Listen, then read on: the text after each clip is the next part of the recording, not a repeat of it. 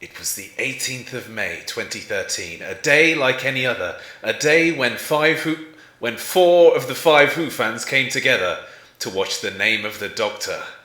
Well, I say four, I mean, I went into a bloody coma. Can you believe it?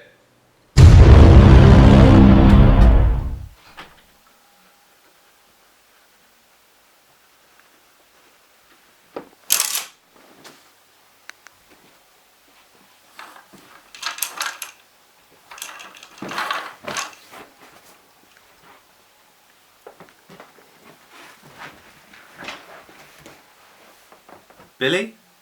No, Richard. You may think that, but I am not Billy.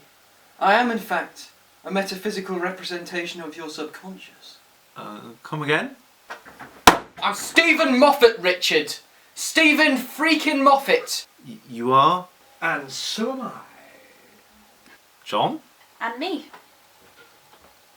We three are elements of Steven Moffat, as represented by your subconscious. There is I, the ego, the artistic license,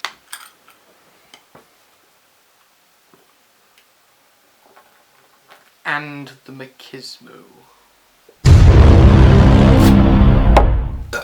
Why are you here? Why am I here? You are here because you experienced a mind-shattering tear in narrative causality. And the only way you can become whole again is with our help. And guidance. Are you saying that episode was so bad that I went into a coma and that you're here to help me sort of get out of it, a bit like Life on Mars? No, you pillock. That episode was brilliant. Didn't you see? I wrote it. And don't compare this to Life on Mars. This is completely different. Ow!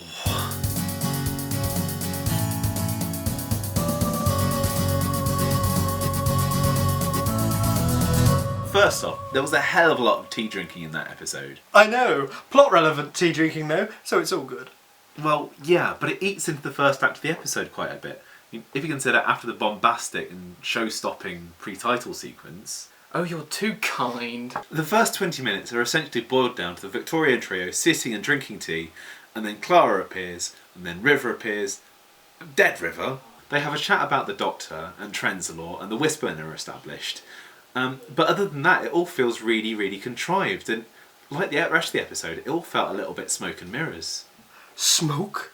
Mirrors? Yeah, I mean, I could spend my time in this review talking about Strax and how much I love him and how great I thought he was in this episode. But the episode was supposed to be about revelations. Granted, the mystery of Clara is finally solved, and it's a really quite heartening revelation and really fitting for the 50th anniversary. But there's so much that's been swept aside. I mean, what is the Doctor's name? How does River find out? When did they actually get married? What happened to the silence? How did the TARDIS explode? Blah, blah, blah, blah, blah. Ugh, you do talk a lot of drivel, don't you? But that's what we were promised. I mean, like I said, I'm happy we got the revelation about Clara, but this episode ends up asking more questions than it actually answers. And it answers something that none of us are actually asking. The Doctor's greatest secret isn't his name, but it's that there's a secret identity to him that we don't know about yet. A Doctor who isn't actually the Doctor. It was inspired. I'll be honest, I heard rumours and he did handle it quite well. I know. Inspired. But now, again, you've left us hanging with so many more questions. This whole thing is turning into bloody Lost. Ow! This is nothing like Lost! It's completely different. And less of your lip cocker. But I mean, it's all gotten a bit ridiculous, hasn't it? I mean, if you look at the Great Intelligence, he's just a bit of a plum, isn't he? I mean, if he destroys the Doctor, what's he actually have to gain? Presumably that will mean that Time War never ended and reality would get obliterated and there'd be absolutely nothing left. So it's a bit of an own goal, really. I mean, we've ended up with a villain pretty similar to Journey's End Again, who just wants reality to be blown up for giggles. And it's all set against the backdrop of the Doctor being the most important person in the universe. I mean, correct me if I'm wrong, but these tropes are just getting so laboured now. But when you think about it, Dorian's prophecy did come true. Silence did fall. Only about 5 or so minutes later. And then was fixed again. 5 or so minutes later. What? Shut up. I don't think you can use a few offhand things that happen in this episode to fritter away relevant plot points. Just like how you can't explain away all the things that happen to River Song as DVD extras, and the reason there's no ducks in the duck pond being part of a deleted scene. Whoa, whoa, whoa, you can't blame that on me. Actually, I can. You're not only the head writer, but you're also the executive producer of the series. Making sure the audience knows what's going on is implicitly your job.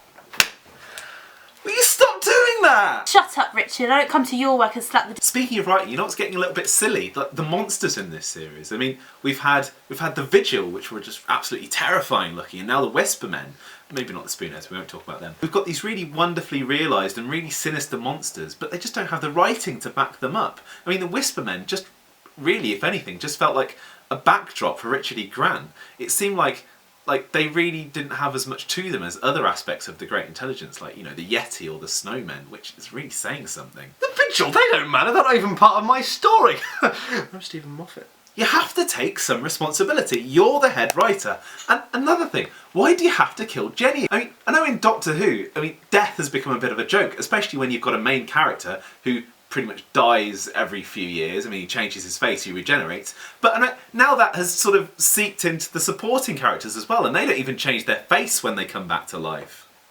Well, I have never been so insulted. You have the once-in-a-lifetime opportunity to talk to 3 disembodied representatives of Steven Moffat. All you do is moan. You're everything that's wrong with Doctor Who fans, Richard. I didn't even mention how underdeveloped Clara was. Don't worry, I've read your Twitter. And those things you said on Tumblr. Sorry. If you can't take this whole thing seriously, I'm going to have to... Where am I? Where is everyone?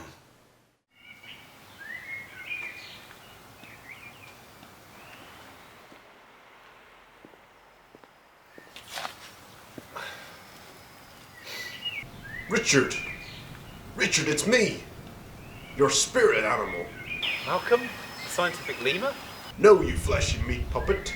It's me, Commander Strax of the Sontaran Empire. You're my spirit animal. Yes, you non-gender specific ape thing. Why are you here? You need to self-heal and move on, puny human. The Doctor Who finale wasn't perfect, but look at the good things. I was in it. You thought the intro was brilliant. And John hurt. John hurt, Richard. Yes, I suppose. And you forgot the most important thing. What's that? It brought all of you together.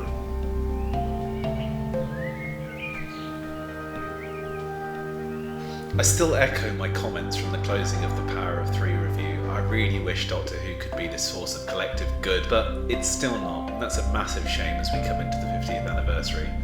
But that's alright though. The thing is, Doctor Who still isn't something we can all agree on. It isn't perfect, and it's nowhere near as good as it could be.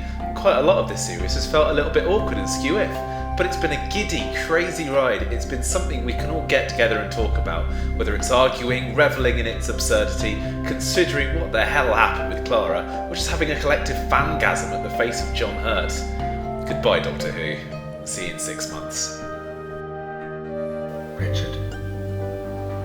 Richard. Richard! Ah! You've been asleep for days. What happened? I've broke your shower. Oh God. And work called. You're fired. Oh for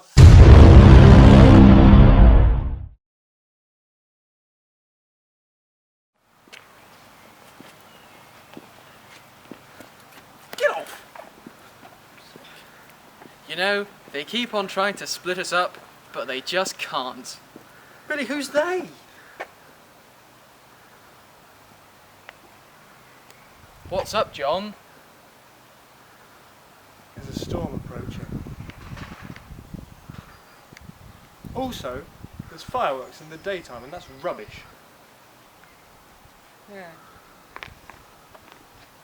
Why do we both in that way? I don't know.